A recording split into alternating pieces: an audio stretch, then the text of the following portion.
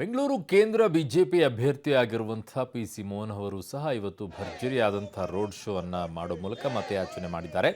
ಗಾಂಧಿನಗರ ವಿಧಾನಸಭಾ ಕ್ಷೇತ್ರದ ಓಕಳಿಪುರಂ, ರಾಮಚಂದ್ರಾಪುರ, ಸಾಯಿಬಾಬಾ ನಗರ, ಶ್ರೀರಾಂಪುರದಲ್ಲಿ ಮನೆ ಮನೆಗೆ ಭೇಟಿ ನೀಡಿದಂತಹ ಸಂಸದ ಪಿಸಿ ಮೋಹನ್ ಅವರು ಈ ಬಾರಿ ಮತ್ತೊಮ್ಮೆ ಮೋದಿ ಸರ್ಕಾರ ಬರೋಕೆ ಬಿಜೆಪಿಗೆ ಮತವನ್ನು ಹಾಕಿ ದೇಶದ ಅಭಿವೃದ್ಧಿಗೆ ಸಹಕರಿಸಿ ಅಂತ ಮತಯಾಚನೆ ಮಾಡಿದರು.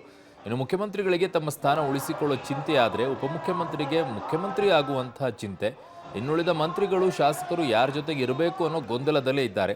ಯಾವ ಗ್ಯಾರಂಟಿಯೂ ಸಹ ವರ್ಕ್ ಆಗಲ್ಲ. ಜನ ಮತ್ತೊಮ್ಮೆ ಮೋದಿ ಸರ್ಕಾರ ತರಲು ಇಚ್ಛಿಸುತ್ತಾರೆ ಅಂತ ಪಿಸಿ ಮೋಹನ್ ಹೇಳಿದ್ದಾರೆ.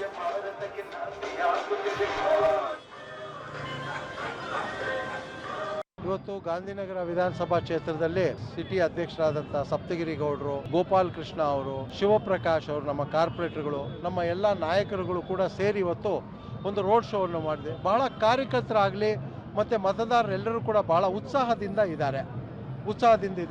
ಜನರಿಗೆ ಒಂದು ಭರವಸೆ, ಈ ದೇಶದಲ್ಲಿ ಮತ್ತೆ ನರೇಂದ್ರ ಮೋದಿ ಅವರು ಈ ದೇಶದ ಪ್ರಧಾನಮಂತ್ರಿ ಆಗಬೇಕು. ಯಾಕೆ ಅಂತ ಹೇಳಿದ್ರೆ ಅವರ ಒಂದು ಅವಧಿಯಲ್ಲಿ ಒಳ್ಳೆಯ ಕೆಲಸಗಳಾಗಿವೆ. ಇದನ್ನು ಜನ ಗುರುತಿಸ್ತಾ ಇದ್ದಾರೆ. ಎಲ್ಲೋದ್ರೂ ಕೂಡ ಒಳ್ಳೆಯ ಒಂದು ಭವ್ಯ ಸ್ವಾಗತ ನಮಗೆ ಸಿಗ್ತಾ ಇದೆ. ಇವಾಗ ಈ ರೋಡಲ್ಲೇ ತಾವು ಬಂದ್ರಲ್ಲ, ಎಲ್ಲರೂ ಕೂಡ ಮನೆ ಮುಂದೆ ನಿಲ್ಲಿಸಿ ನಮಗೆ ಒಂದು ಸ್ವಾಗತವನ್ನು ಮಾಡಿ, ಮನೆಗೆ ಬನ್ನಿ, ಮಜ್ಜಿಗೆ ಕುಡಿದು ಹೋಗಿ, ನೀವು ಮಾಡುವೆ, ನಾವು ಖಂಡಿತವಾಗ್ಲೂ ಕೂಡ ನಿಮಗೆ ಮತ ಹಾಕ್ತೀವಿ, ಜೊತೆಗೆ ನಾವು ಎಲ್ಲರಿಗೂ ಕೂಡ ಹೇಳ್ತೀವಿ ಅಂತ ಕೂಡ ಹೇಳ್ತಾ ಇದ್ದಾರೆ. ಯಾಕೆಂತ ಹೇಳಿದ್ರೆ ಕಾಂಗ್ರೆಸ್ ಯಾವಾಗ ಈ ರಾಜ್ಯದಲ್ಲಿ ದೇಶದಲ್ಲಿ ಬಂದಾಗ ಭ್ರಷ್ಟಾಚಾರ ತಾಂಡವಾಡ್ತದೆ. ಇವತ್ತು ನೋಡಿ, ಕಳೆದ 10 ತಿಂಗಳಾಯಿತು, ಒಂದೇ ಒಂದು ಪಾಟ್ ಹೋಲ್ ಕೂಡ ಇವತ್ತು ಅವರು ಫಿಲಪ್ ಮಾಡಿಲ್ಲ. ಕುಡಿಯುವ ನೀರಿನ ಸಮಸ್ಯೆ ಇದೆ.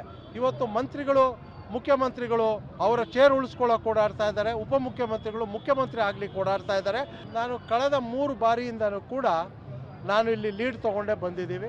ಈ ಬಾರಿ ಕೂಡ ಕಳೆದ ಬಾರಿಗಿನ ಡಬಲ್ ಅಂತರದಲ್ಲಿ ನಾನು ಗೆಲ್ತೀನಿ. ಯಾಕೆ ಅಂತ ಹೇಳಿದ್ರೆ ಈ ಬಾರಿ ಅಷ್ಟೊಂದು ಕೊಡುಗೆಗಳು ಕೇಂದ್ರ ಸರ್ಕಾರದಿಂದ ಬಂದಿದೆ. ಮತ್ತು ಕಾಂಗ್ರೆಸ್ಸಿನ ಏನು ಗ್ಯಾರಂಟಿಗಳಿದೆಯೋ ಅದು ಸುಳ್ಳು ಅಂತೇಳಿ ಜನರಿಗೆ ಗೊತ್ತಾಗಿದೆ. ಈಗ ಕರೆಂಟ್ 200 ಯೂನಿಟ್ ಯಾರು ಉಪಯೋಗಿಸಿದ್ರು ಫ್ರೀ ಅಂತ ಹೇಳಿದ್ರು. ಅದಾದಮೇಲೆ ಹೇಳಿದ್ರು 200 ಯೂನಿಟ್ ಒಳಗಡೆ ಇದ್ದರೆ ಮಾತ್ರ ಅಂತ ಹೇಳಿದ್ರು.